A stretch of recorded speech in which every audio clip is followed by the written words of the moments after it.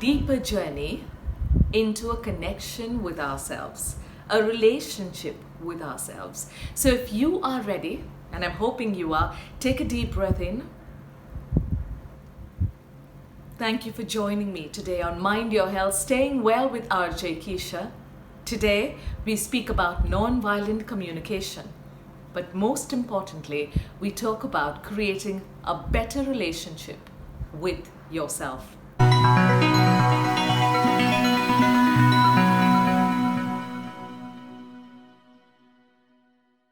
When you talk about self, then you talk about really knowing who you are. But do you? Today, I welcome somebody into our space who is somebody who spent many years in nonviolent communication, holacracy, sustainability. He is a businessman because he has a beautiful center in Jaipur called Ahimsa Gram. And he's also a filmmaker, believe it or not.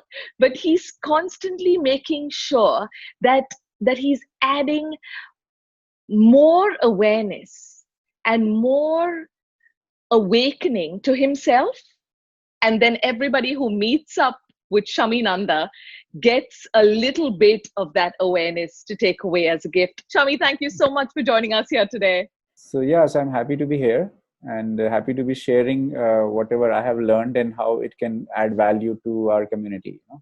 Nonviolent communication is where I touched base with the person that you are and understood how we can uh, take nonviolent communication into our life. So today on Mind Your Health, can we use this tool of nonviolent communication, understand it a little bit more, and then of course connect with self? Great. So when you asked me to come here on this show and talk about self-connection, I think it's really valuable. And some days ago, I'd also felt it here that when there was a challenge with somebody and the person was constantly telling the other person what they should be doing or what is the wrong that is happening with the other person, but and I could sense it that they were not okay. They'd also wish that they knew what was going on for them. And sometimes we are not aware of what is going on with us. We are looking the things outside. So it's first looking inside. Self connection is not just for a moment of challenge, it can also be a moment of celebration, because how less times I would say that we even enjoy the celebration, we savor the celebration, we just like it just passes by. The idea of self connection is in both places, in either a celebration or a mourning. And how do we go about it, because it's I can just, somebody says that, oh, it's just a word, that come on, be self connected, connect with yourself, connect, come from a deeper place. And because self connection is not something that just happens, something, it's actually we go through a trajectory. It's like a verb, like so we can extend it and expand it and create it. So we have a choice to build self connection. So one very nice way is that rather than avoiding it, you go through the challenge, like there is in a Bengali, there's a saying, that there's a Baul song which says that Norke rasta diye swarge chale jao. So from the road of the hell, you go to the heaven, So the hell here is the judgments, Hell here is the right wrong thinking. The challenge, I would say, is that of blame and attack. We can't really switch off from it and just move to another track. The force of this track, right? It's like Aikido, In Aikido, in martial arts, when somebody comes and pushes you, you take that push and let the energy of that push go back, and then transform it into and give it back.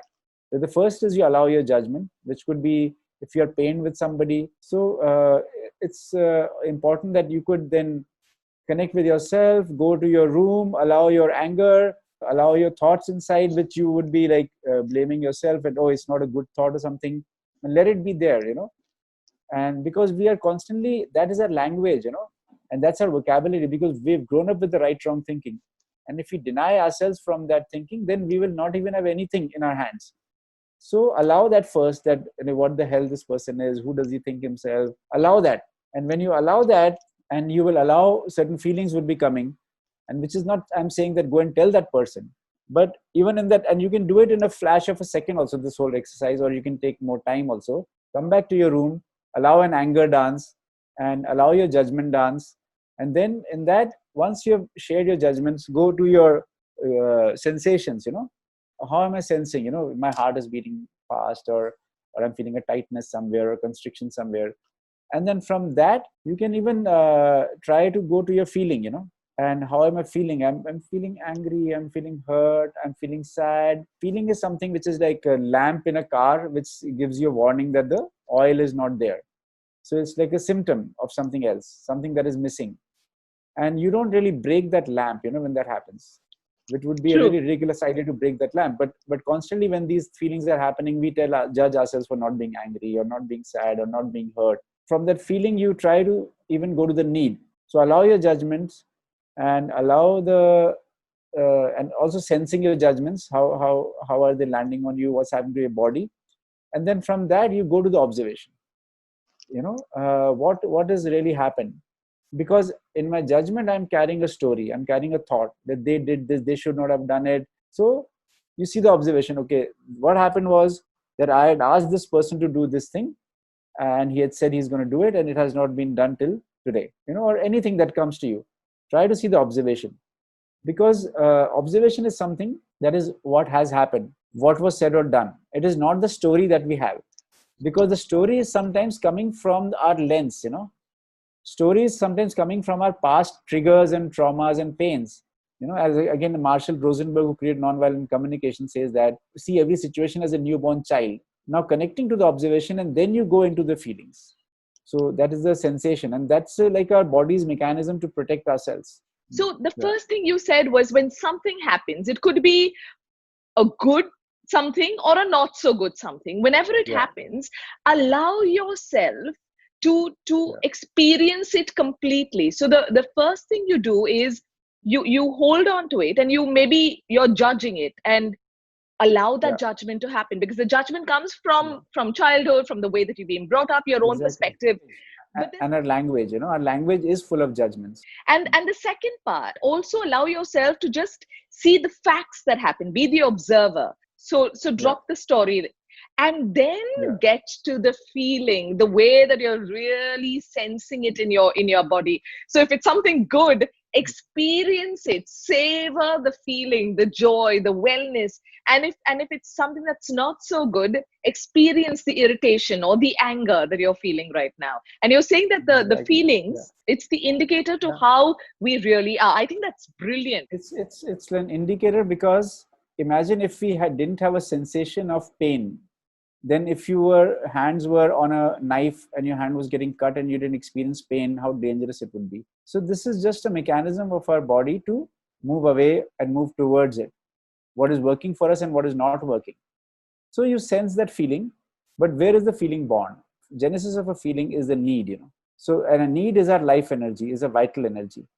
So we all need care, we all need respect. These feelings are the responses, and but the feelings also need to be based on observations. Then you connect to the observations, because I might be feeling out of an imaginary story, and then I could act in a very dangerous way. But if I can see what happened, what was said or done, what is the reality, and then that's the constantly we are doing right now. So from that you go to the need, and what is it that I'm looking for which is not met. It could be your need for touch is not met, your need for belonging is not met. Also in relationship, you increase the common ground as you grow. So when these needs are not met, it causes pain, or it causes a or oxytocin, when it gives us more love hormone, more happiness hormone. So So when you they're come to met. the need. Exactly, when they are met. And when they are not met, it's indicated to us that this is something vital, like somebody wanting to know that, yeah, it's important for us to have oxygen. Or it's so easy for us to know about the oxygen, but it may not be easy for us to know about the love and care. But our heart tells us, our gut tells us. So there are many places our brains are there which give us signals, in our heart or in our gut or in our mind, in our head. And that gives you that self connection, that, oh, this is what I'm looking for. And you go and tell somebody, or you go and you connect to yourself, yeah, I'm not feeling okay because I really need some respect, or I need to be heard here. So all these things start coming to you. And when you know what you need, then you can think of your requests or think of the action that you will take to meet your needs. And sometimes it's alone that you can manage and process it, and sometimes you think of the other person involved, and then you look at the other person also. But before that, just as they say that before giving oxygen to somebody else, or before even acting, you need your oxygen. So this is a way of self empathy, or self-connection journey, that and you can transform your judgment into a need, and from that need into a request, and in between there's an observation also and feeling. Lovely. So So you yeah, transform your judgment into an observation, yeah, into a feeling, and yeah, then the feeling into a need, and once you've understood the need, into a yeah, request. The tool you're yeah, giving us right now can be actually implemented with any relationship, with any yes, experience. So to yeah, completely savor every yeah, single moment and every experience that's coming your way, yeah, rather than just jumping from one into another, saying acha laga nahi acha laga, okay, that's our only go-to word. We're not deep diving or even slowly immersing ourselves into the person that we are and into the needs that we have. so like and this journey can be, you can expand and you can turn it into a few second journey, or it can be a longer journey. But as you get experienced, then you can, moment something happens, you say, oh my god, yeah, but this happened because the person said this to me, and I'm feeling really sad, and it's really hurts me, because I so wish that there was more connection between us, and I'm feeling lost, and I would really want to have a conversation separately with this person, and maybe I can make a request to them. And you can just go very fast also in this. I think what you just the entire sentence that you gave Yeah, us right now was a complete yeah, journey, right yeah, from the way that something happens, from the yeah, judgment, the observation, the feeling, the need, and the request. yeah, You've actually yeah, taken us on that, and this can yeah, be your go-to for yeah, so many situations. And right now people have a little bit of self time at home, so this is a yeah. nice time for them to be able to dwell. That this has been created by Marshall Rosenberg when he created nonviolent communication. And he was constantly saying that how do we move from a thinking of right and wrong and punishment and reward to a thinking of needs and feelings, and what do we really want rather than what is wrong with the other person. Shaminanda, you've joined us today in our space, Mind Your Health. You've gotten us feeling much better, much more sorted. I think I'm going to be using the techniques that I pretty much forgot, because it's been quite a few years since I learned them from you. But it's time that I head back there to sort out the emotions, to savor them, and to understand and connect with my needs, and then connect with myself. So thank you so much for joining us today in Mind Your Health. Well, this is a chart, a journey that I definitely want to remember. Judgment, whatever really has happened, I will give it my judgment because of all my past experiences. Then the observation, dropping the story, the reason why it really happened, and just looking at the facts.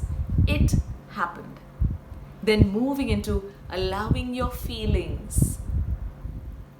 Next is understanding the needs that are required. And finally, a request to maybe self or to whoever else is involved in that experience. For all the good and not so good experiences, go ahead and try it. Experience this journey together. And of course, reach out to me and maybe we can understand it a little bit more. Mind Your Health, staying well with RJ Keisha. Subscribe, share the word, press the bell button. You and I together are going to go ahead and understand this whole journey, the savoring of life, so much more.